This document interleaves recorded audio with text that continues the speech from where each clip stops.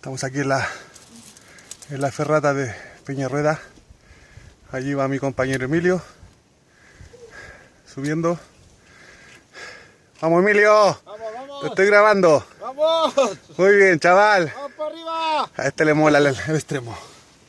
Bueno, aquí viene Chris y Sergio.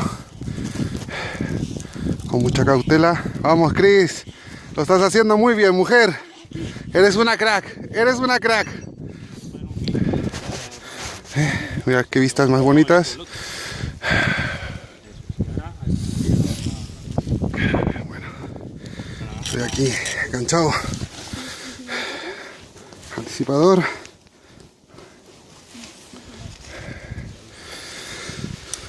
Las cuerdas.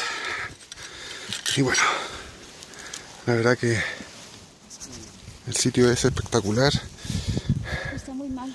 Está todo muy No puedo expuesto. ir a ver qué. Pero bueno, de momento se va bien. A ver si me puedo grabar. No se me cae el móvil.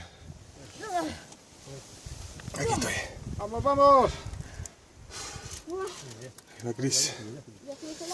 Bueno, está bien. Lo que pasa es que el viento no acompaña mucho, pero se puede subir perfectamente. ¿Qué tal, Cris? Vamos allá. Eso es. Bueno, Poco a poco. vamos a continuar, que ya mi compañera me ha pillado.